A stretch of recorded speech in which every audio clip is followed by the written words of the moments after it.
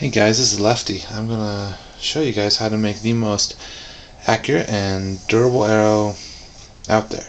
Let me tell you what arrow we're starting with. So I chose, I don't know if you can see this, the Full Metal Jacket, the Easton Full Metal Jacket arrows, because not only is it one of the most durable arrows out there, but it also is a small diameter arrow, which makes it more accurate, less affected by crosswinds.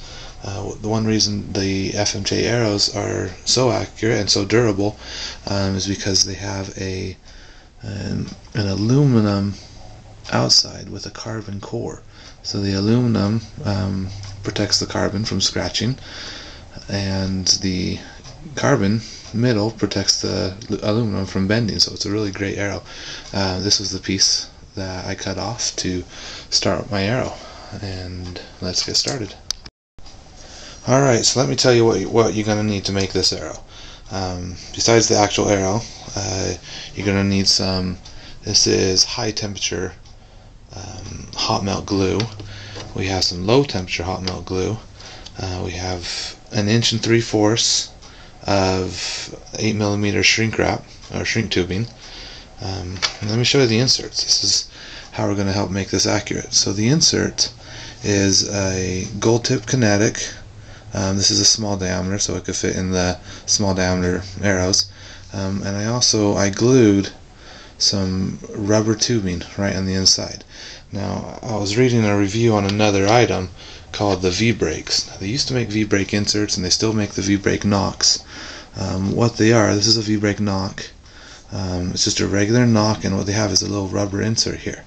Now, when the arrow shifts and turns, this hits the rubber. It kind of acts like a stabilizer and a silencer inside the thing. Now, since they don't make the V-brake inserts for small diameter shafts, I kind of made my own by using some rubber tubing, and I glued it in there to this insert. And just to show you, I've done the same. This is a AccuNock. It's a drop-away knock. Greatly improved my accuracy, reduced the string wear. It was great for my shooting. But what I did is I also glued in a rubber insert to kind of help improve the accuracy anymore.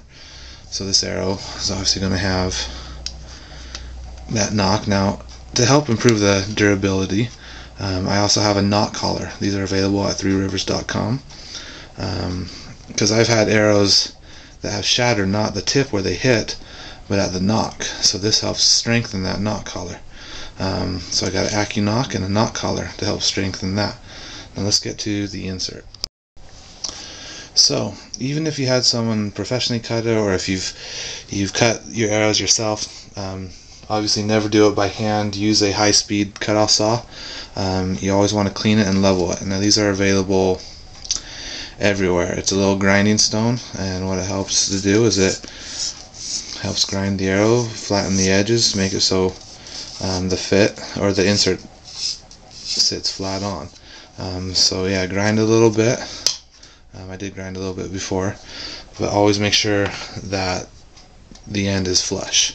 You do not want it at an angle. You never know when someone's cut it if they've cut it straight. So that this little grinding stone helps to kind of ensure that straightness. Now, after you grind it, you're not ready to put that insert in.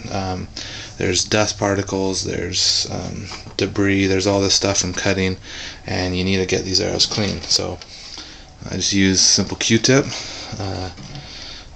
dip it in alcohol, and just clean the inside. Now you'll see that a lot of, even if it looks clean, there's a lot of stuff in here. There's a lot of dust and debris that you can't even see, you don't even realize. So I just do one dip with the alcohol, and then I just clean it. And as you see, that's a lot of gunk comes out of that.